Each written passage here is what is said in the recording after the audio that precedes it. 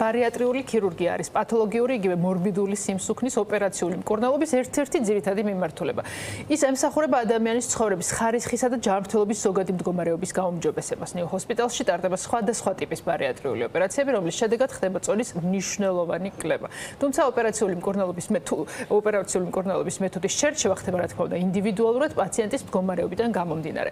ბარიატრიულ ქირურგიაზე სასაუბროდ შემოგვიერთდნენ ჩვენი სტუმრები, ნიუ ჰოსპიტალსის ბარიატრიული ქირურგი ია მოსიაშვილი და პაციენტი ხატია ბურჯანაძე. ის თავის გამოცდილებას გამოსცემს. ხატიას მეგობრებს და ახლობლებს ვთქვი, ის ხატია ნამდვილად სხვა ადამიანი არ მოგვიყვანს. მეგობრებია ვერც ვწდობენ და ვერც მეგობრებია, ამაზე ხატიასთან ვისაუბრებთ, მანამდე ბატონია. ახსათ ბარიატრიულ ქირურგიაზე სმენია ჩვენს მაყურებელს, მაგრამ რა მიმართულებებია და რა უნდა ვიცოდეთ, ეს არის მნიშვნელოვანი. მოგესალმებით. გამარჯობა კიდევ ერთხელ. მოწვევისთვის მიესალმები მაყურებლებს. ბარიატრიული ქირურგიის აქტუალობა დადგა ჩვენ საუკუნეში განსაკუთრებით. მოგეხსენებათ, რომ სიმსუქნე არის პრაქტიკულად არაინფექციური ეპიდემია უკვე დღესდღეობით მსოფლიოში და ბარიატრიული ქირურგია მოწოდებულია იმისთვის, რომ დაეხმაროს პაციენტებს ჭარბწონასთან დაკავშირებულ ჯანმრთელობის პრობლემებთან ბრძოლაში. ბარიატრიული ქირურგიის მიზანი არის, რომ შეუმციროს პაციენტს მიღებული კალორიების რაოდენობა, ან ათვისებული კალორიების რაოდენობა და ეს მიიღწევა ორი გზით. არ უნდა მოხდეს რესტრიქციული ტიპის ოპერაცია, რაც გულისხმობს დამაპატარავებელ ოპერაციას, პაციენტმა უფრო ნაკლები პორციებით ჭამის დროს უნდა იგრძნოს იგივე დანაკლების შეგრძნება უნდა ქონდეს იგივე რაც ჩვეულებრივ ადამიანებს გვაქვს, ან უნდა მოხდეს შუნტირების ტიპის ოპერაცია, რომ ნაკლებად შევიწოვოთ მიღებული კალორიები. ეს მიიღწევა წვრილი ნაწლავის სიგრძის ცვლილებით სხვადასხვანაირი ტიპის ოპერაციების დროს სხვადასხვანაირი. ბატონო გია, მე მაქვს თავი კითხვა დარწმუნებული ვარ, ხომ ვინც გვისმენს და ჩვენ ბარიატრიაზე როცა ვლაპარაკობთ, თითქმის 100% ვარ დარწმუნებული, პირველი კითხვა რაც ჩნდება არის ეს, რამდენად უსაფრთხოა ბარიატრია ადამიანისთვის. რაღაცა სტერეოტიპები ხო არსებობს? იქცა თუ არა სტერეოტიპებად და დღეს ხო შეგვიძლია ვთქვათ. ზოგადად ქირურგია რისკიანი დარგია მედიცინის და მოგეხსენებათ განვითარებასთან ერთად მცირდებოდა პოსტოპერაციული გართულების რიცხვი, მაგრამ ჩვენ მეხსიერებაში მაინც არის დარჩენილი ის პერიოდი, როდესაც დაუშვათ ანესთეზიოლოგების ხელოვნება იზრდებოდა და ყალიბდებოდა და ქონდა რაღაც რისკები ანესთეზიოლოგიური სამსახურის მხრიდან. იყო ღია ქირურგია უზარმაზარი ჭრილობებით და უზარმაზარი სისხლის დანაკარგებით და შესაბამისად გაზრდილი რისკებით.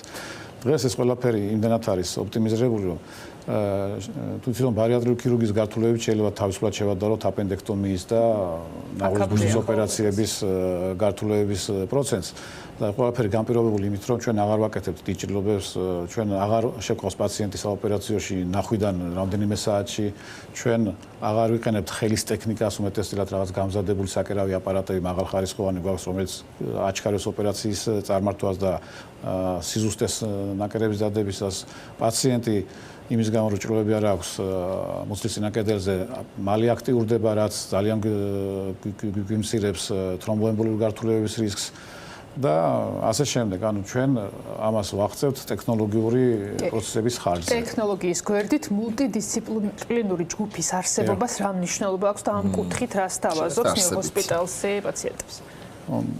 ნიუ ჰოსპიტალსი ახსენეთ და უნდა ხაზი გავუსვათ იმას, რომ ნიუ ჰოსპიტალსი არის მრავალპროფილური საავადმყოფო, სადაც პრაქტიკულად ყველა ის დარგი არსებობს, რომელიც არა მარტო ბარიატრიულ პაციენტს, არამედ ნებისმიერი ტიპის პაციენტს გვერდში უდგას გეგმიურადაც და გართულების შემთხვევაში. ანუ აქ არ არის საძებნელი რომელიმე კვალიფიკაციის ექიმი, რომ რაღაც დაუშვათ ეს გართულება დადგა და ვერ მოვიძიეთ რომელიმე დარგის სპეციალისტი, ეს ასე არ არის. პლუს ამას ხარგასასმელია ის, რომ ყველა განყოფილება აღჭურვილია მართლა თანამედროვე და უახლესი აპარატურით და ესეც ვთქვათ დამხმარე პროცედურებით ძალიან ადვილი ხელმისაწვდომია და ადვილი შესაძლებელი საჭიროების დროს შესაბამისად პაციენტები, რომლებიც მოგმართავენ ჩვენ ბარიატრიული ოპერაციებისთვის, ხშირად უკვე გამოვლენილი, მაგრამ ხშირად ფარული თანხლები დაავადებებით არიან ხოლმე პარალელურად დიაგნოსტირებული. ამ პარალელური დაავადების მკურნალობა ოპერაციამდე განსაკუთრებით მნიშვნელოვანია და ზუსტად აქ თამაშობს დიდ როლს მულტიდისციპლინარული გუნდი. ჩვენი პაციენტები ხშირად თვეობითაც კი დადიან სხვა პროფილის ექიმებთან, რომ მათი ოპერაციული რისკები მინიმუმამდე იყოს დაყვანილი. ეს მნიშვნელობა აქვს მულტიდისციპლინარულ. თუმცა ოპერაციის შემდეგაც, როდესაც პაციენტები უკვე, ასე ვთქვათ, რეკოვერის სტადიაში არიან, ჩვენ ერთმანეთს ვეხმარებით და ხშირად გადმოსახედავთ. მე ხატიასთან მაქვს ბევრი შეკითხვა, მაგრამ ყველაზე მთავარი მე მგონია და მგონია რომ სწორად მგონია რომ ციფრები არ არის ის რაზეც ნერვიულობენ და ფიქრობენ ადამიანები როცა ბარიატრიულ ჩარევაზე მიიღებენ გადაწყვეტილებას. იმიტომ რომ მე მგონია რომ აქ წონის კლებაზე მეტად აქცენტი ხდება ჯანმრთელობის ხარისხზე. რამდენად სწორად მგონია რამდენად იყო ეს თქვენ შემთხვევაში მოტივაცია. გადაწყვეტილება რის მიხედვით მიიღეთ? ჩემ შემთხვევაში ძალიან მაწუხებდა, წნევა მაწუხებდა. 30 წლის კი ვარ, მაგრამ ჩემი აზრით, ამ ასაკში წნევას არ უნდა შევეწუხებინე. მაწუხებდა ხოლმე წნევა, ძალიან მარტივად ვიღლებოდი და ერთ-ერთი მთავარი მიზეზი იყო ეს, რომ გამეკეთებინა ბარიატრია. და ის ფაქტი, რომ ეს წონა გადის ჯანმრთელობის პირდაპირ ხაზზე. რამდენად იყო აღქმული თქვენი მხრიდან? თუ ეს მეერე სამედიცინო პერსონალმა აგიხსნათ მაგალითად. შემდეგ ამიხსნეს ეს, მე იქამდე ვერ ვიაზრებდი და მეგონა რომ ნორმალური იყო ეს დაღლილობა თუნდაც ეს წნევაც და ასე შემდეგ ყველაფერი მეგონა რომ ეს კონდიცია ესეა, ხო? მეგონა რომ ესე უნდა ყოფილიყო. ეს პროცესი როგორია? როდის დასრულდა თქვენი ოპერაცია, როდის ჩაიტარეთ და ამ შედეგამდე, ამ საოცარ შედეგამდე, რაც დღეს გაქვთ უკვე, რამდენ ხანში? თებერვალში გავიკეთე ოპერაცია 17 თებერვალს და დამჭირდა 9 თვე 58 კილოს დასაკლებად და კიდევ ვიკრებ. მოდით ამაზეც ვისაუბროთ, ხატიას შემთხვევა როგორი იყო, ბატონი კი არასთან გქონდათ საქმე, როგორ ჩატა არა ოპერაციამდე 9 თვე ამ ხელა წონის, ხო, ამდენი კილოგრამის დასაკლებად ეს მართლა საოცარი შედეგი. კი, ძალიან კარგი შედეგია ხატიას, მაგრამ მინდა ხაზი გაუსვა, რომ ეს ცოტა ინდივიდუალურია კლების ტემპი და გრაფიკი რომ ავხსნათ. თუმცა რა თქმა უნდა мотиваციას და მომზადებას წინასაოპერაციო მომზადებას დიდი მნიშვნელობა აქვს. ხატიას რაც კითხეთ მე დავამატებდი იმას რომ ხატი არის სოციალურად ძალიან აქტიური ადამიანი და მეც გავიცანი მე როცა გავიცანი მე ნახე მისი ვიდეოები და მიხვდებით რომ მას თავისი გარეგნობა არანაირ სოციალურ პრობლემას არ უქმნიდა რომ არ ყოფილიყო თანხლები დაავადებები და პირიქით შეიძლება ამითაც პოზიციონირებდა და შეიძლება ასე ვთქვათ რაღაცა კოზირი იყო ხო იმ მომენტში მაგრამ უკეთესი კოზირები აქვს ახლა და ჩვენ ვიცით რომ პაციენტებმა უნდა დაიკლონ ზედმეტი წონის 60-დან 80%-მდე, მაგრამ ასაკთან ერთად მაინც შედარებით კლებულობს ხოლმე ციფრები. რაც უფრო სწორ პერიოდში გაკეთდება ოპერაცია, რაც უფრო ნაკლები თანხლები დაავადება უკვე ჩამოყალიბებული და რაც უფრო მოტივირებულია და ფსიქოლოგიურად კარგად მომზადებული პაციენტი, მით უფრო კარგია შედეგი. ეს სწორი პერიოდიც ვთქვათ, რას ნიშნავს და ვისთვის არის მოცემულობა, რომ ჩატარდეს ბარიატრია? სწორი პერიოდი ნიშნავს, რომ პაციენტს აქვს წონა, რომელიც უკვე სხეულის მასის ინდექსის მიხედვით ვიანგარიშით არის მორბიდულად სიმსუქნეში. და ეს პერიოდი გრძელდება დიდხანს, პაციენტს აქვს უშედეგო მცდელობები წონის კლების, ან თუ აქვს შედეგი აქვს მცირე ვადიანი წარმატებული პერიოდი დაკლებული წონაში ყოფნის და ელოდება რომ იქნებ რაღაცა მოხდეს, რომ კიდევ ერთხელ სადოს დიეტა დაიკლოს და კიდევ ერთხელ სადოს და ამასობაში ყალიბდება თანხლები დაავადებები, რომლებიც ხანდახან შექცევადი აღარ არის.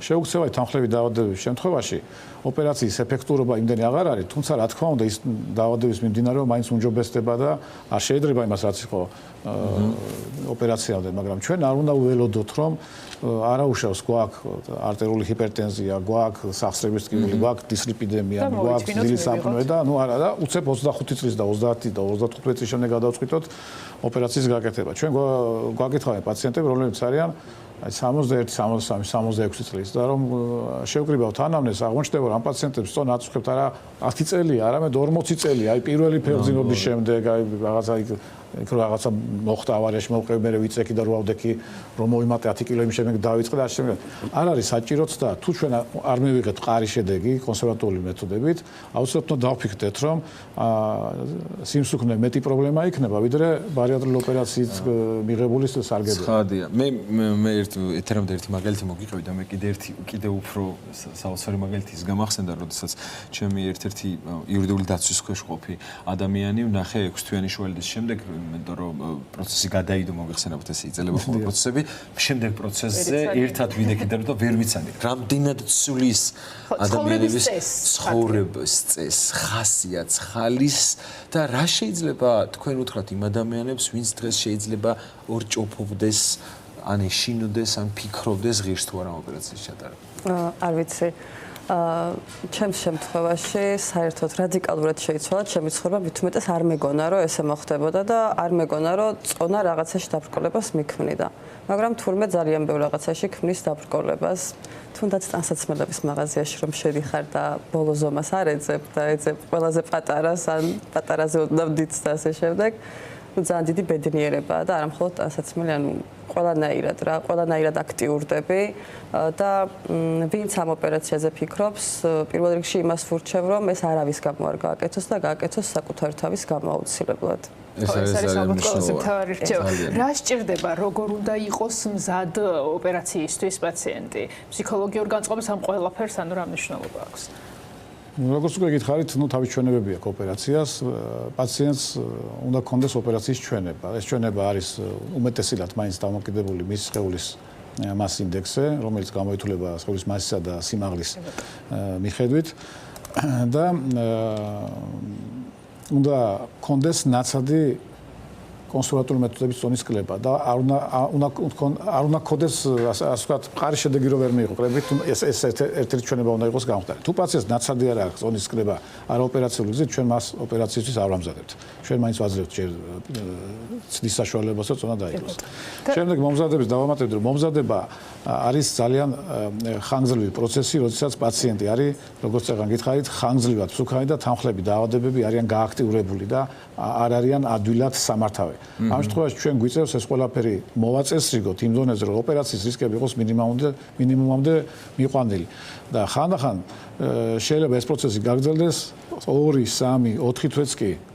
და ხარჯებთან არის ყველაფერთან დაკავშირებული და პაციენტის რა თქმა უნდა ფსიქოლოგიური სტატუსი სამდროს არ უმჯობესდება. ანუ ის მე იწყებს ნერვიულობას, რომ აი რატო და რამე ისეთი განსხვავებული ხوار აიჩემს და ასე. ანუ ჯობია რომ არ მივიყვანოთ აქამდე საკითხი. ბოლოსკენ უნდა წავიდეთ და შედეგი რომ ხანგრძლივი იყოს, გრძელვადიანი იყოს, ეს რაზე არის დამოკიდებული და ამ კუთხით რა რეკომენდაციები არის? შედეგი დამოკიდებულია სწორ წინასაოპერაციო მომზადებაზე, პაციენტების სწორ სელექციაზე და პოსტოპერაციულად პაციენტის სამედიცინო კულტურის არსებობაზე, რომ ოპერაცია ჩვენი არ თავდება ოპერაციის საოპერაციო მაგიდასთან. ჩვენი ოპერაცია გრძელდება მთელი ცხოვრება, ოპერაციის შედეგების მართვა და პაციენტმა უნდა იცოდეს და არ უნდა გამოტოვოს არასოდეს ის გეგმიური ჩეკაპები, ის აუცილებელი ვიზიტები ექიმებთან, თუ საჭირო გახდა ფსიქოლოგის ხანგრძლივი კონსულტაციები და ჩართულობა მისი ცხოვრების წესრიგში და ეს უნდა იყოს ჩვეულებრივი ამბავი, ეს არ არის.